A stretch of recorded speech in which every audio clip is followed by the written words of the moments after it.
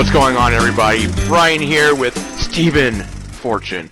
This time, we're going to do something a little different, start something new.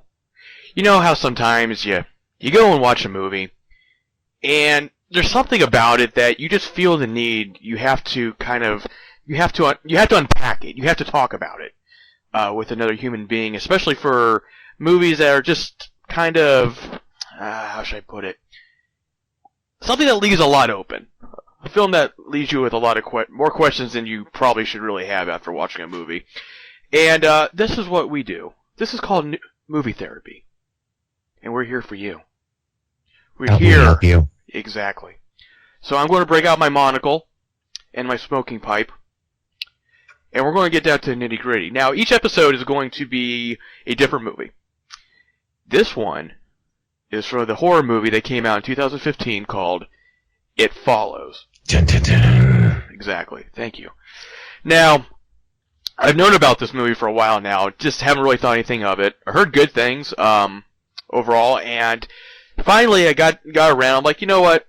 I haven't seen a horror movie in a while, so let me see what this is like. Wasn't really expecting much out of it. You know, it was good to watch once and just kind of be done with it. This movie has had my mind going for maybe the last 4 days. And I can't shut it off. Now I will say this. Let me preface this whole thing by saying this is a spoiler show. So if you haven't seen it and you want to and you don't want to know anything that's going on, then stop this, go watch it, come back, and we'll get into try to get into the nitty-gritty of everything. We promise we'll wait for you if you hit pause. Yeah, exactly. We'll wait as long as you need. Yes. This is for you, okay? It's not for us. Well, it is kind of for us, but it's for you as well. So maybe you have some of the same questions afterwards. Now, I liked it. I mean, I liked it a lot. It wasn't a perfect movie by any stretch of imagination, but for a horror movie, a really good one, to me anyway, is really far between. Maybe just because I'm Jay and I've seen way too many damn movies or something like that, I don't know. But this one got to me in a good and bad way. I really liked it. For me personally, and I know this isn't going to be a typical response, but as far as horror movies goes, it's probably in my top 10. Now, I went on Facebook trying to get some conversation going about the movie, and all I got was this dumb response that was obvious in the movie in the first place. Like, that's not what I'm talking about. Okay, and we'll get into that in a second. I didn't see that. Yeah, okay, so someone just gave me this dumb response. I deleted the post, I'm like, because now it's tainted. That's why I didn't see it then. I was probably just at work that time. Exactly. So that's probably what it was. So, having said that, I messaged you, I'm like, have you seen this? And you're like, no. I'm like, okay. Your response was, do I need to watch it? Is this a topic? And I said, could be. And so, later on that day, I get a message through the PlayStation Network, and this is literally how it went. Saw It Follows. The fuck? That's pretty much. And that's pretty much how it went. So, having said that, you've seen it now. What did you think overall? Okay, well, I greatly did enjoy it. Okay. As soon as you mentioned it, I said to my wife, I'm like, okay, well, Brian said this was a good movie, so I think we should watch it so we can talk about it on the show. Let me stop you right there. I never said it was a good movie. I'm sorry, I just asked if you watched it. You didn't say that. You just said, have you watched it? And okay. I assumed from that point it was good. So I'm just going to do that with whatever movie now. And we're like, hey, have you seen Muffy the Vampire Lair? And you're going to be like, it must be a good movie. Brian said something about it. That's exactly it, yes. And I trust your opinion, Brian. Okay. So anyway, go ahead. Then I got off work early, so we watched it, and I greatly enjoyed it. Very few things. Well, actually, I shouldn't really say that. Okay. Few things make me anxious when I'm watching them. Mm-hmm. And this one did. Mm-hmm. I felt anxious for Jay, the main character. It was a girl. Her name is Jay, for those of you who don't know. And it was just very striking. And I love that 80s themed soundtrack. Yeah. It was very 80s horror. Yes, and that's another thing I want to get into as well at some point. For you. No, it's fine. So I I was very unnerved by this movie. Oh yeah. Very even after the fact. During it, I was too. But basically, the plot point of the movie is, and you can chime in if I miss something. Chime. Essentially, what it is that girl has sex with a dude, and he has. It's basically, I call it an STE, a sexually transmitted entity. So basically, what happens is you have sex with someone who has this thing following them around. It gets passed to you. Now, this being, or spiritual being, or whatever it is, it doesn't run. It just walks. And no matter where you go, it's consistently following you. So, if I'm in New York, get it on with some chick, and I track this entity, quote unquote, and I drive all the way to California, I'm going to be good for a little while, but you know what? It's going to make its way there. So, it's basically that, and, I mean, it's kind of backpedaling too, of like, trying to figure out, trying to find the original guy, and there's a lot of going back and forth in the passing, and we'll get into everything in a second. But I mean, that's essentially it. I'm not missing anything, am I? No, that's largely the gist of it. Okay. I mean, there's obviously way more to it, but that's the basic thing. So starts off, and you meet Jay, and she's in this pool, very pretty girl, and which apparently is like the most quietest neighborhood in America, because like nothing is going on. It's very low key. Everybody pretty much keeps to themselves for the most part. It's very quiet. Then she goes into they're talking about her dating this guy, and they get it on. And he straps her to this chair trying to explain it to her, which I'm going to give this guy credit. It's a douchey thing to do anyway, because he knows what he's doing. Like, he knows that he has sex with someone else, it's going to go to them. But wait, But he can still see it, but it's not after him anymore. It's going to be after her, which is another plot point. But in his defense, at least he stuck by and said, "Okay, here's what's going to happen to you." Well, that was nice of him. Yeah, because if he didn't say anything, she would have just been like, "Oh, okay, there's this person walking up to me, and what? Ah!" Dead. Yeah, exactly. So I think it's this movie where it's almost at the point where you're not paying attention to the actors anymore. There's not a lot of dialogue in it in the first place. But you're not really paying attention to them. You're paying attention to everything going on in the background. At least that's what I found myself doing. I'm like, is that, okay, no, it's not, okay.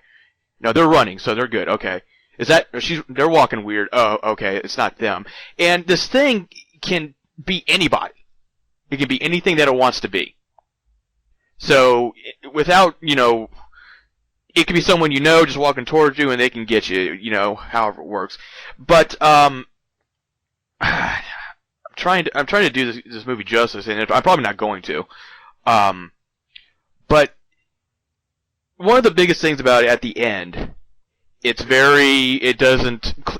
not very close-ended at all. No. And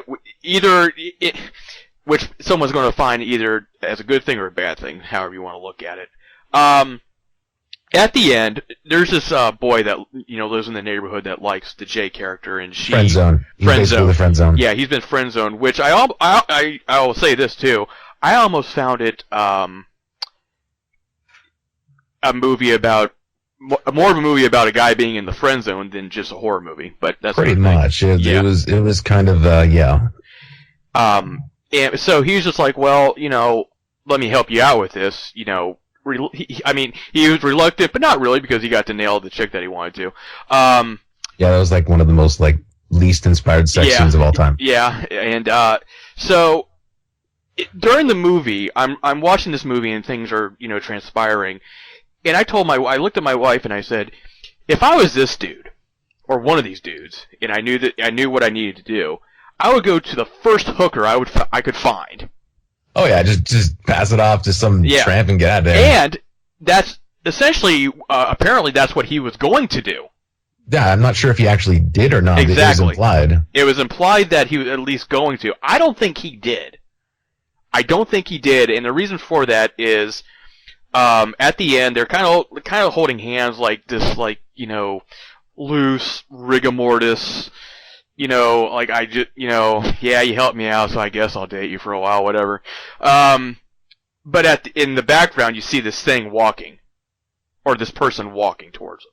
Yeah, like they're not there when the scene starts, but then it cuts away to their hands doing their loose rigor mortis thing, and then it cuts back, and then there's the person following them at pretty much a snail's pace. Exactly.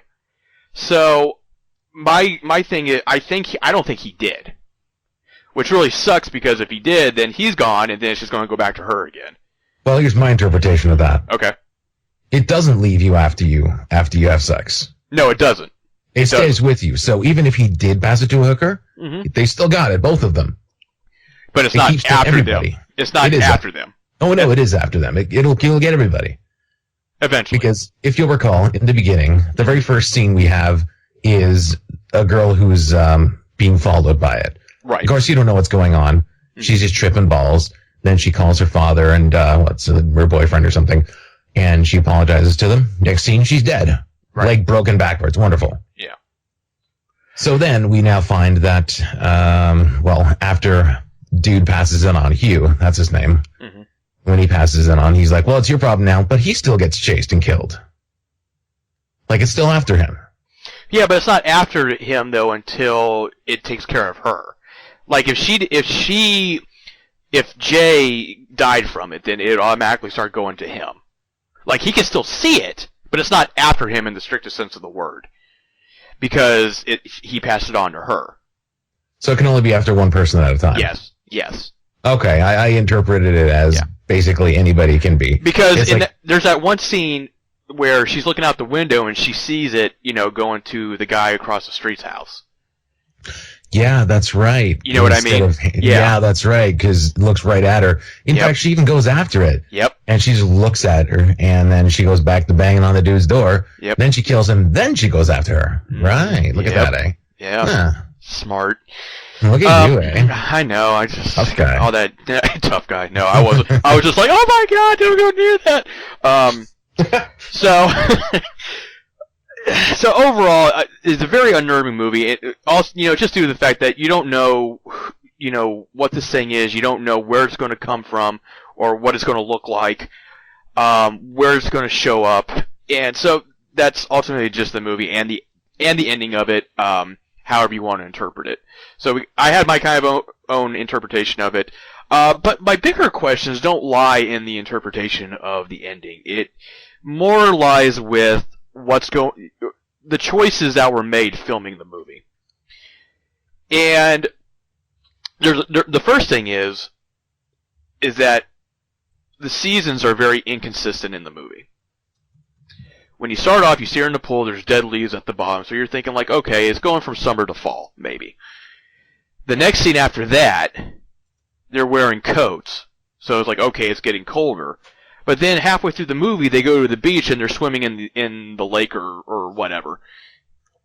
And they're in their bathing suits. And I'm just like, I don't know, like, is it supposed to be fall? Is it supposed to be winter? Is it supposed to be summer or spring? I don't know. It's very inconsistent, and it changes throughout the movie. So, it's either that this was on purpose just to mess with us. Or mess with me, in general. Or... it's just you specifically. They said exactly. Let's just mess with Brian, right? Yeah, exactly. Or it was just shot over the course of a year, and they didn't care about continuity. So that's never going to be something that's probably ever going to be solved unless you get it straight from the director's mouth. What I found interesting more than anything was the time warp this movie was in. And like you said earlier, it was very reminiscent of like 80s horror. And like one of the things I kind of thought about was, John Carpenter's Halloween. What creeped me out more about that movie wasn't at the end when he started killing all the the teenagers or whatever. It was him when he was stalking the Jamie Lee Curtis, like behind the trees. Like you see that white mask just like off in the distance, and he's just staring. That's what I kind of attributed to a little bit, and that's what creeped me out. But speaking of the time warp, is more of like it's almost like it's not sure where the movie wants to take place, if at all. And I noticed this a few different ways. The first way was they're constantly watching black and white TV, old movies on these freaking old TVs. I wondered about that too. There's a lot of, like, what do you call the anachronisms? Right. Like, what time period does this take place in? Like, the one girl has, like, this handheld dual screen, like, compact thing. But that doesn't actually exist. That's the thing. That's the weird part. It's like a Wikipedia reader, but... Yeah. But it's... What year is this? Like, all the cars are old and shitty. All the clothes are, like, old and shitty. Like, all the houses, decor is old and shitty. What is this? Well, yeah, and, the mother, the few times they show her, she's a hot mess, but she's dressed like, like she's in the 80s or late 70s. Yeah. And you mentioned about the cars, and there was a lot of crappy cars, but a lot of the newer ones. That's exactly right. I was going to say, there's the old cars look brand new. Yeah, like a 2000 something Taurus, or not a Taurus, I guess Saturn in there somewhere. Yeah. I swear it did anyways. And then, but see, there was also too, like even the old cars that looked like they were manufactured in the 70s. They were old cars, but they were polished up to look like they were new. When I said shitty old cars, I mean just like shitty old cars, like right. Not in shitty condition, just that they sucked. Oh, okay, fair enough. And that was just one. That's kind of the. It was just very. It's very odd, and I don't know if it's one of those things that directors tend to do. Like, what was that one? Stanley Kubrick directed The Shining. But if you notice in the movie, it's just one of those things that, you saw it, but you didn't really pay attention to it unless someone pointed it out, where Jack Nicholson is waiting in the lobby for his interview to take care of the hotel for the winter, but he's reading a Playgirl magazine. Huh. It's just I don't know if it was just one of those things that are just meant to fuck with you, or not. But I find it I also found it, though, more enticing to watch the movie because of that, for some odd reason. Like, it gave me... How should I put it? It just made me more in tune watching it. I'm like, why are they watching these old movies? Do they not have cable? Is Netflix not a thing? I don't understand. I don't get... Okay, moving on. And I'm just thinking about these random things in this movie that probably can't easily be explained. Now, I have it coming to me. I bought it for $9 on eBay. And I'm going to watch it again. But the big thing is probably right towards the end, they have the classic movie cliche of trying to electrocute the thing. Oh, yeah. It's like the master plan. Yeah, exactly. Who's going to do it? Yeah, it's like Jaws, too. But it was more... In the scene, the thing's coming after Jay. All the friends are there. They can't see it. And the sister goes, "What does it look like?" And Jay goes, "I don't want to tell you." Why? And my theory is this, and I have to go back and watch it. Now, keep in mind, I've only seen this one time as we record this. Right. And I think it's one of those things where it's probably shown to you, but you just didn't notice it. In the beginning, there was... The dad's not around. You see a picture of him. And the mom's a hot mess, so something happened. Even the neighbors are like, "Oh, that poor family, they're so messed up," or whatever. Like, why? Why are they messed up? They seem okay to me.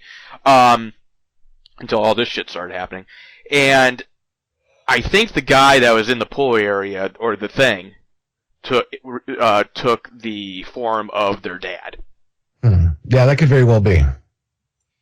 And that's my theory on that.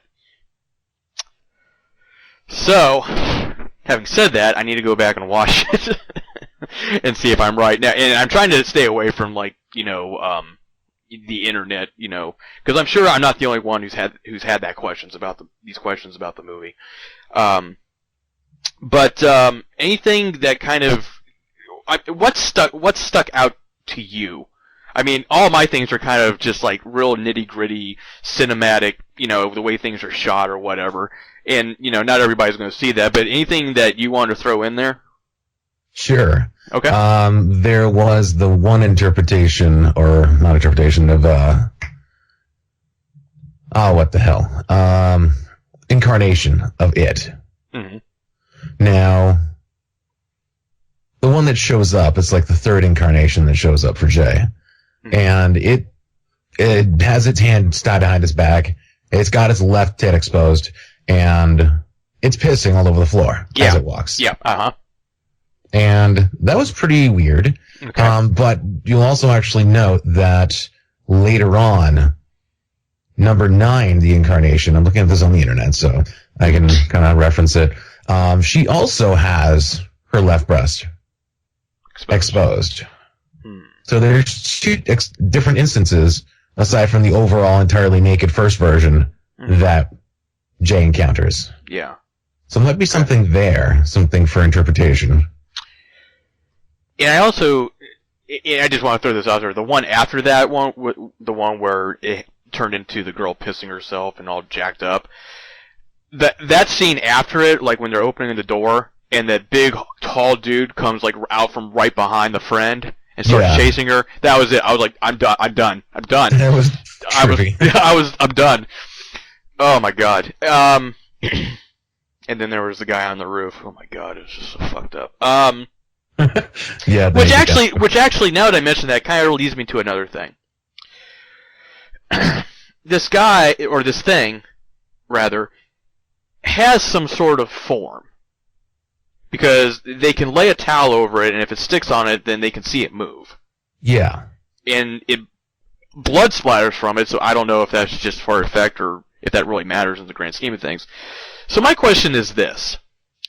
We see it happen one time, but essentially twice what happens is the thing breaks the window with a rock or whatever. So it can physically pick up things.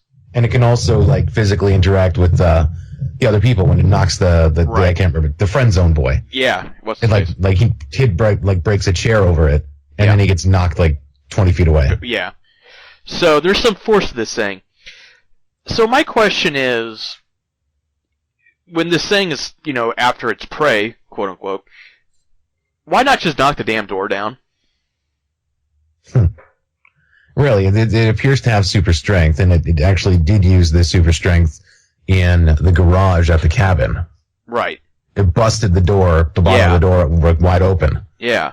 So why doesn't it? Well, see, that's what I'm kind of wondering, because it's like, I mean, that one interpretation of it, which was the interpretation of the guy that lived across the street, you see it pick up a rock and just throw it in the window. Like, there it is.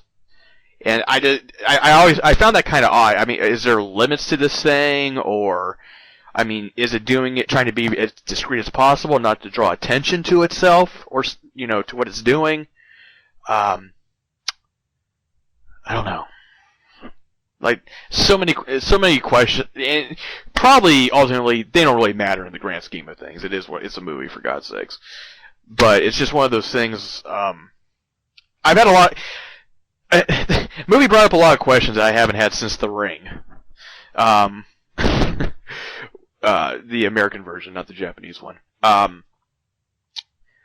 I don't know, it's just, I don't know, I just felt like I needed to bounce that off, someone.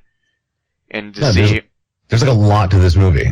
No, yeah, and exactly. It's just a lot to interpret, and you can't just like leave it to your brain to figure it out at night and kind of give you freaky dreams because of it. Right. You just need to like externalize your theories to somebody outside of the circle you see it with. Mm-hmm. Yeah, oh no, that's exactly right. Like I'm talking to my wife about it, and she's like, she's kind of interested in what I have to say, but not really. So, and that's why you kind of have to go to an outside source sometimes, which is what this podcast is about. Therapy. Yeah, exactly. Why is this happening? I don't understand. Okay. Anything else you want to say about it? Did you actually notice, that basically all of the incarnations of it are in some form of sleepwear?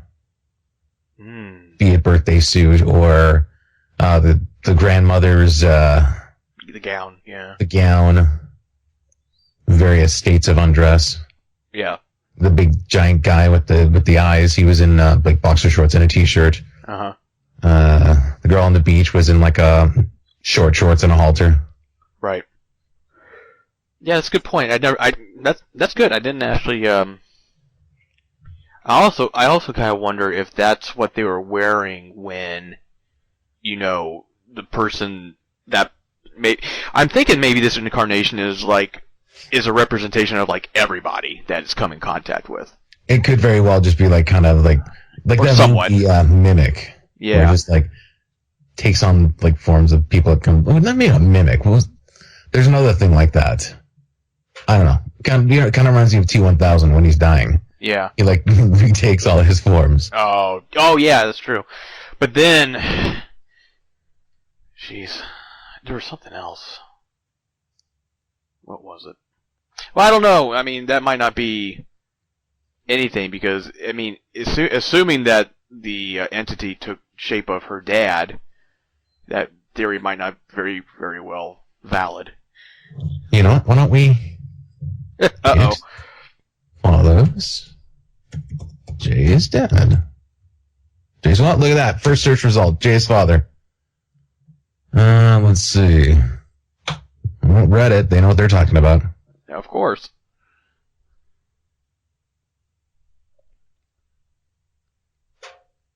This is the part where we cheat. TLDR. I can't read that.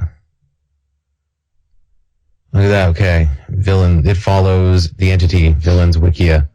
By the time the entire blah blah blah of the pool in the form of Jay's father, it did not fall into the pool. So look at that. Nailed it, Brian. Nailed it. Oh, God. I hate being right sometimes. Because then that other theory just totally went out the window.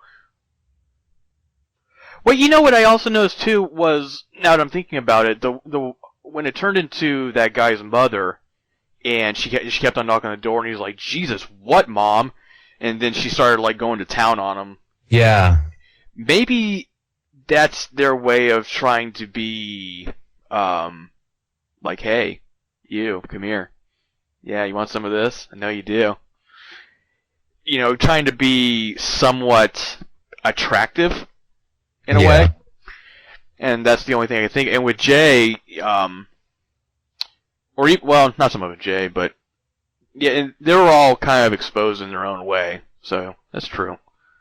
But I think the main thing is that it can be whatever it wants. And I think towards the end it started, it was like, hey, you know what? This chick I'm not fooling anybody. Because the thing actually turned into her friend at one point. Yeah, actually. At the beach. Yeah. Which was a tense scene because I see her walking. I'm like, is that her? But then it switches and she's like on the inner tube on the beach. Yeah, she's already in the water. So I was like, no, that's it. Yep, all right. As soon as I saw the figure walking in the back, I'm like, okay, that's definitely not her friend. Yeah. That is no way. Oh, good Lord. And then what's his name? Didn't actually see her when she walked by. But then would he really even care? He's just like, sup? Like, yeah. If it was her friend, would it really matter to him? So, yeah. Yeah. I'm sure I'm going with that. Yeah. But hey, if you don't actually, what you were talking about the thing, kind of like railing on the guy. Yeah. The girl in the very beginning who had her leg broken. Yeah. I mean, she could have been railed pretty hard.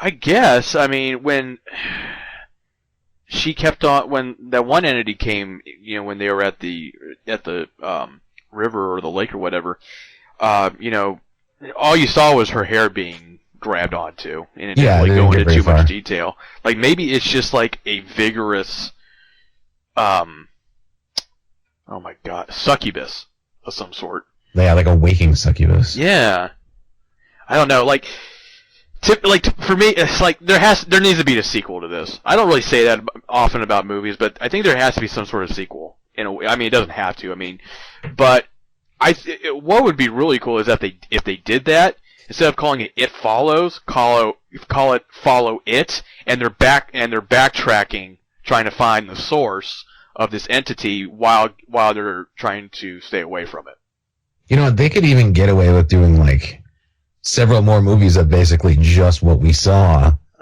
because I mean you can see how far back this has gone. Yeah. Or how far it will go into the future, but we don't even know what the future is because we don't know when this takes place. Yeah, and that's another point too. I think it's just one of those things. You can make a movie out of it at any point, but the problem is that's going to lose its luster, kind of like the Grudge movies did, or the original ones anyway. I don't know. Like, I just I need to know more. I just want to know if the director was on acid and just didn't care about continuity. It was like, hey, black and white movies, great on old TVs. But then across the street at the other dude's house, he had like a stainless steel fridge. So I'm like, what is going on? why are these people watching old movies? Why are they willingly doing it too? On Like, really old TVs, like yeah, I'll give you my monitor. Just use it. exactly. I have another one. It's okay. And then you have the nerdy chick with the palm, the makeup Palm Pilot thing, shell casing. It's like, God, that doesn't exist. Okay, I don't know. It's not even a real thing. Like, No, it's not. I'm like, does that actually exist? And my wife's like, I don't know, but I think I might want one. But at last, it doesn't exist. At least, not on a retail level. I don't know, man. And then, God damn it. I'm like laying in bed, we always keep the door cracked, but then there's some light that goes into the hallway, and then I'm constantly looking out the hallway, I'm like, what if something, like, I don't even know how I would react. Just seeing something walking towards my room. Hmm. Oh, God. I don't know. It reminds me of the terrible, terrible time I had when I was still living with my daughter. It was like, 2, 3 in the morning. I was on Xbox Live playing Rainbow Six Vegas or something. And I think like a couple of days before, I'd seen some movie like The Ring or something stupid like that. And it didn't really bother me that much. But I hear this little shuffling behind me. I hear like a... And I'm like, God dang it, what is that? I turn around and I'm like, what? And there's my freaking kid, like all zombie faced. She's like, get out of the drag! And I'm like, what the hell? Rain, damn it! Oh, kids are creepy. Yeah, so I'm kind of glad that after seeing that like I don't all of a sudden forget that she's at my house and just like starts walking towards her and I'm like, it follows. Just mess with my wife. It'd be awesome. Yeah, so that's my overall thoughts on it. Just kind of needed to decompress and try to just get that out there. And, hopefully people listen to this and they have their own theories and they share them or they can answer some of mine. Because it's a fascinating movie either way, in my opinion, but more so the design choices and the wardrobe and sets and all that. Now, am I correct to assume that this took place in Detroit? I honestly had no feasible way of being able to tell where it took place. Well, the only reason I asked that is because, honestly, this could be anything, but they mentioned like never go south of like 8 Mile, and 8 Mile is in Detroit, and the only reason I know that is because of the Eminem movie. Yeah, Lose Yourself in the music and all that. Yep. So that's a good point, actually. Yeah, they did actually make a reference to 8 Mile, and they crossed into that territory. Even the neighborhood that they were walking through to get to like the Y or whatever that was that they were going to, was very shanty-like. So I was wondering if they did that in Detroit or not, because not all of Detroit is great right now. So, yeah, it had to be in the Midwest at least. Oh yeah, no doubt. Yeah, and if you ever go back and watch the movie, just kind of look out for those things. I'm going to go back and just make sure that was the father, which I guess it is now because everybody's saying it is. But it's just one of those things that it's a movie that doesn't beat you over the head. You know what I mean? Everything is left to your own kind of interpretation, which I personally like. I don't like it when not everything has to come as a full closure. And the ending, as frustrating as it was to try to figure out what exactly happened at the end, and if the friend zone guy did what he needed to do or not, it's always going to be one of those things that people continuously speculate about, which isn't a bad thing. But at the same time, though, you're always going to constantly wonder what's happening. So, anything else you want to throw in there? Maybe. Maybe not. Yeah, no. You know what? Yeah, okay. Okay. So the final incarnation of it is incidentally dressed like Yep. Friendzone. Yep. My wife, I didn't notice it, but my wife actually said it too. Like, he's kind of wearing the same outfit, like, the hoodie with the coat, over it, type of, same kind of outfit, and I didn't pay any attention to it. I'm like, was it the exact same? She's like, I don't know. I'm like, okay, well, that's something else I'm gonna have to look at too. Yeah, you got your jeans and your white, under sweater and a black jacket. Interesting. I'm looking at the images right now, and actually, that scene draws parallels to what you were talking about before, with just like Michael Myers just stalking in the background. Yeah. Of like Creepy. the scene of them walking. And honestly, when I first started hearing about this movie or heard about it, I went and watched the trailer. The trailer doesn't do it any justice. You know what? Actually, I didn't even like when you told me about this movie. I asked you like, I said like I'm going to go into this without any expectations. I didn't even watch the trailer. I didn't read anything about it. I'm just like, okay, here I go. Yep. I'm along for the ride. That's it. Let's just go with no expectations, so I can't like look at a review or anything and be like spoiled or potentially let down by somebody else's opinion. Right. That I adopt as my own. Yeah. And the opinions, from what I could tell, are mostly positive, but there's always those, they're just like, oh, I lost 2 hours of my life, can I get it back? Blah blah blah blah blah. Which I didn't feel that way at all. I was into it. As creepy as it was, and then unnerving as it was, I was into it every step of the way. Oh yeah. Especially after the grandmother scene or the old lady scene in the school, I was like, yeah, all right, you got me. Now I'm good. Well, even when when she was in class and I saw the old lady in the quad or whatever just walking, I'm like, uh-oh. I have a feeling this isn't right. So, you know what you were mentioning about how everything's all jumpy with the continuity and the seasons. Yeah. Now you gotta wonder, this thing's walking. Right. And when they drove to the cabin. Yes. How far do you think they actually went, and how long did it actually take the thing to walk that far? Well, see, that's another thing, and once again with the continuity, is that like when she was getting away from the thing when they were at the lake, and she took the guy's car and she crashed it in the cornfield, you would think that thing would have gotten her then, because it wasn't that far away, and she was knocked out. You know what I mean? They had to like find her first, and and it didn't like really go to the hospital at all. Right. It like she woke up in the hospital, but that's it. Like maybe it has like some sort of like goal, maybe like some sort of moral, like it's not going to do anything to you while you're passed out. So it's like was it like an honor code? Yeah, it's some sort of honor code, oddly enough. But see, like that's another question too, like with the water. So if I got this thing somehow and then I took a jet all the way to the UK, is it going to follow me, or is it just going to like kind of like linger at the beach, kind of like, how do I get across here? Or does it catch a boat? I mean, you know what I mean? Like, is water a factor? Is anything a factor? I was curious about that because they were trying it didn't water. No. But of course, that could just be that it caught onto the trick. Yeah, that's true too.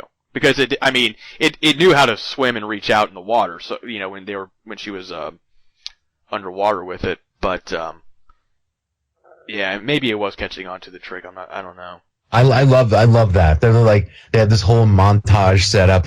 Like we're gonna destroy this thing. Yeah, and they set up all this electrical stuff around the pool.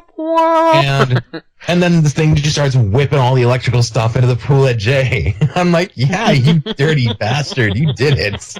You know what's up. Well, I like, and another thing too. I like that the direct or the writer was just like, yeah, this is a stupid trope of horror movies that happens, but we want it to happen to show that it doesn't fucking work. Exactly. You know what I mean? It just wanted to say like, guess what? Yeah, they were so true. You're stupid kids, like all the kids in horror movies. Such a damn good movie. I hope they make a sequel, and I'm really kind of pissed at myself that I didn't catch it sooner. Because I guess, like, if you go to, like, top horror movies in 2015 or something, like, that's always on the list somewhere. Whether it's number 1 or, you know, in the top 10. Which made me realize there's a lot of other movies I probably need to watch as well. But, well, I'm going to wrap it up if you're good. Yeah, that is largely it. I will close with a resounding yes to watch this movie. Yes. And if you don't like it, I will tell you where to find me so that we can fight. You're Canadian. You guys don't fight. Unless it's in the hockey rink. You know what? I live close enough to a border town that I'm practically American. Oh, okay. All right. Well, I'll let that happen then. I don't want to throw any more cliches. I think we're done with cliches. Yeah. Well, no, there's still the Mounties and maple syrup and all that. I will admit that. Pronouncing the letter U. Yeah, that's it. Same here. Definitely check it out if you like horror movies.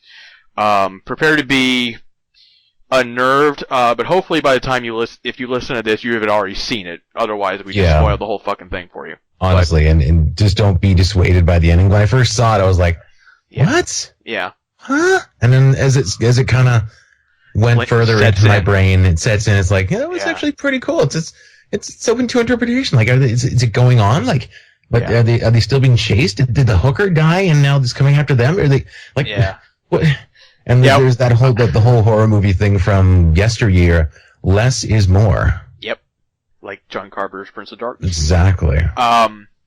Like the less they give you, the more you'll have fun with it. Yeah, exactly. Yeah, I'm under the impression that he didn't because he didn't want to like cheat on her or whatever the case was, or be unfaithful or whatever the case, so he didn't do it, and that pretty much he was going to. I think they were both going to go at the same time. They might very well. I mean, they're both together and they're both being pursued. They don't seem to notice. It is walking faster than them. Yeah. It's getting closer. Yep. So whether or not they actually catch or if it catches them, or if they notice it, is again up to interpretation. Yep. All right. We need to do this again, but we need to figure out another movie to do it with. Doesn't even have to be a new one. No, it doesn't actually. It could be something older, which there's a lot of things I could talk about with older ones, but something to look forward to. This isn't going to be like a weekly thing or anything. It's just kind of an every once in a while when we have the time, and if there's something that we really want to, kind of get to talk about and get it off our chest, or try to have an intellectual conversation about it, because movies are fun, but they can also be very mind stimulating. So, with that being said, this has been Movie Therapy. I'm Brian. He's Steven. I'm Steven. With that sultry voice. Oh, yeah. Go to sleep. It's because I'm sick. Okay. Hey, baby. The latest snake. I'm very white. Oh, yeah, baby. Oh, baby. I can only do that half the time. All right. It's been Movie Therapy. We'll be back at some point soon. I don't know what we're going to talk about, but hopefully we'll see you. Well, not see you, but hopefully you'll listen to us then. Catch you later. Bye. Bye.